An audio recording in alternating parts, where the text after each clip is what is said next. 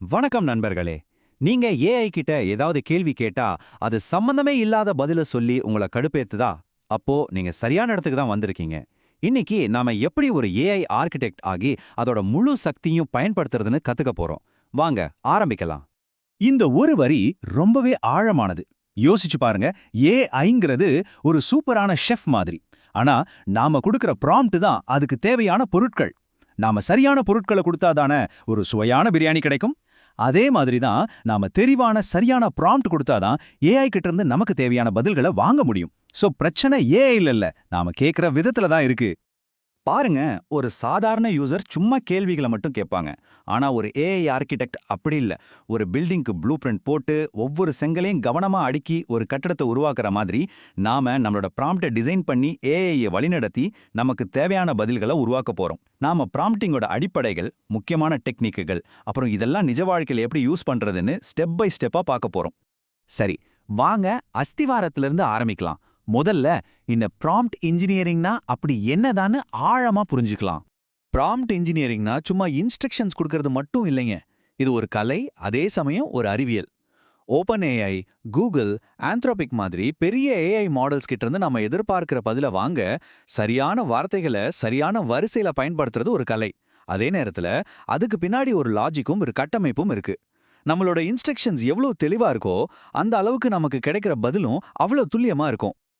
இன்னும் சிம்பிளா சொல்லணும்னா, வானம் ஏன் நீல நிறத்துல இருக்கு அப்படின்னு கேட்கறதுக்கும், ஒரு 10 வயசு பையனுக்கு புரியுற மாதிரி வானம் ஏன் நீலமா இருக்குன்னு 50 வார்த்தைக்குள்ள விளக்கு அப்படின்னு கேட்கறதுக்கும் பெரிய வித்தியாசம் இருக்கு இல்லையா?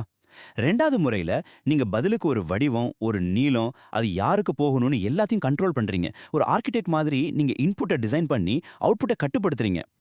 ஓகே, ஒரு சூப்பரான பில்டிங் கட்டுறதுக்கு ப்ளூ பிரிண்ட் எவ்வளவு முக்கியமோ அதே மாதிரி ஒரு பவர்ஃபுல்லான ப்ராம்ப்டை உருவாக்குறதுக்கும் ஒரு கட்டமைப்பு தேவை. அதோட 5 முக்கியமான பகுதிகளை இப்ப பார்க்கலாம். ஒரு ப்ராம்ப்டோட இதயம்னு சொன்னா அது இந்த 5 விஷயம் தாங்க. முதல்ல ஏஐக்கு ஒரு ரோல் கொடுக்கணும். அதாவது அது ஒரு டீச்சரா இல்ல டாக்டரான்னு சொல்லணும். அடுத்து அதோட டாஸ்க் என்ன, அதாவது அது என்ன வேலையை செய்யணும்னு தெளிவா சொல்லணும். பிறகு அந்த வேலையை செய்ய தேவையான குறிப்புகளை கொடுக்கணும். அது கொடுக்க போற பதில் எந்த ஃபார்மேட்ல இருக்கணும்னு சொல்லணும். கடைசியா சில ரூல்ஸ் போடணும். இவ்வளோதான் செய்யணும், இவ்வளோதான் வார்த்தைகள் இருக்கணும்னு. இப்போ இந்த உதாரணத்தை பாருங்க. ஏஐயோட ரோல் ஏஐ பயிற்றுவிப்பாளர். அதோட டாஸ்க் ப்ராம்ப்ட் என்ஜினியரிங்கை விளக்குவது. சூழல் ஆரம்ப நிலையாளர்கள். Format bullet பாயிண்ட்டுகள். கட்டுப்பாடு 200 வார்த்தைகளுக்குள். இப்படி இந்த 5 கூறுகளையும் ஒன்னா சேர்க்கும்போது ஏஐக்கு எந்த குழப்பமும் வராது. நாம என்ன கேக்குறோம்னு அதுக்கு கிறிஸ்டல் கிளியரா புரியும். அதனால நமக்கு கிடைக்கிற பதிலும் பெர்ஃபெக்ட்டா இருக்கும். ஓகே, இப்போ அந்த 5 அடிப்படை விஷயங்களும் நமக்கு தெரியும். இப்போ வாங்க நம்ம ஆர்கிடெக்டோட டூல் பாக்ஸை திறந்து சில முக்கியமான டெக்னிக்ஸை பார்க்கலாம்.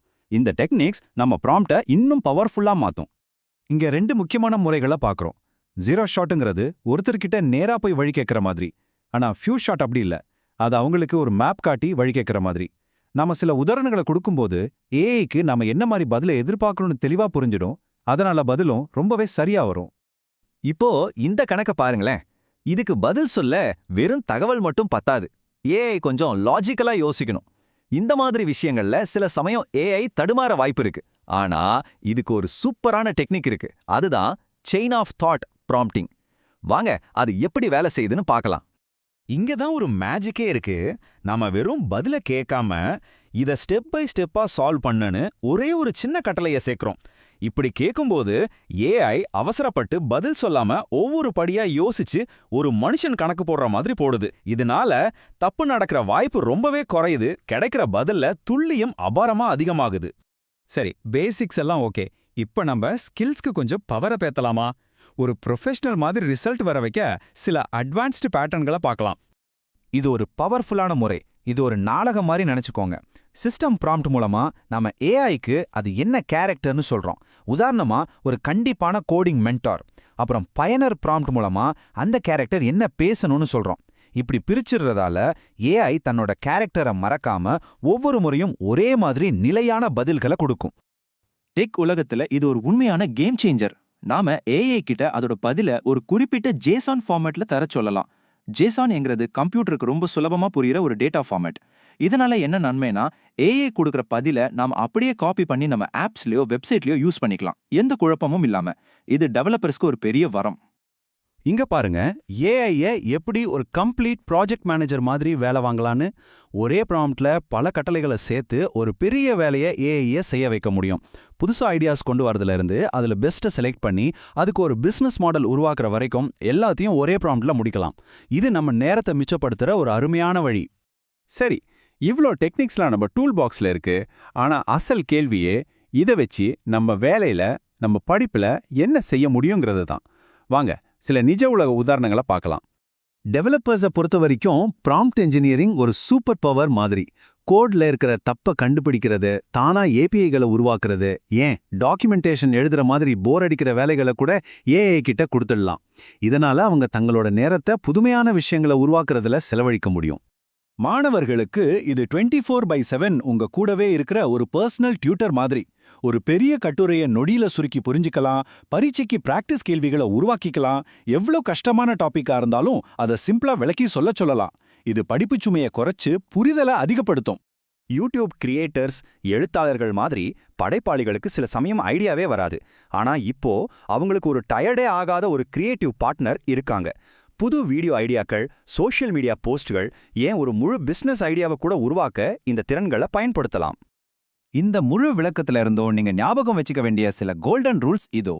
எப்பவும் ரொம்ப குறிப்பிட்ட தகவல்களை கொடுங்க. கண்டிப்பா சில கட்டுப்பாடுகளை சேருங்க. ஏஐய ஸ்டெப் பை ஸ்டெப்பா யோசிக்க சொல்லுங்க. பதில்களை ஜேசன் மாதிரி ஒரு குறிப்பிட்ட ஃபார்மேட்ல கேளுங்க. மிக முக்கியமா முதல் முறையிலேயே திருப்தி அடையாம திரும்ப திரும்ப செதுக்கி உங்க ப்ராம்ப்டை பர்ஃபெக்ட் ஆக்குங்க. நீங்க இனிமே ஒரு சாதாரண யூசர் இல்ல, நீங்க ஒரு ஏஐ ஆர்கிடெக்ட். உங்க கையில டூல்ஸும் இருக்கு, ப்ளூ பிரிண்ட்டும் இருக்கு. இந்த புதிய சக்தியை வச்சு உங்களுடைய வேலையில, படிப்புல இல்ல உங்க கனவு திட்டத்துல நீங்க முதல்ல என்ன அற்புதத்தை உருவாக்க போறீங்க? யோசிச்சு பாருங்க. உங்க கற்பனைக்கு எல்லையே இல்ல.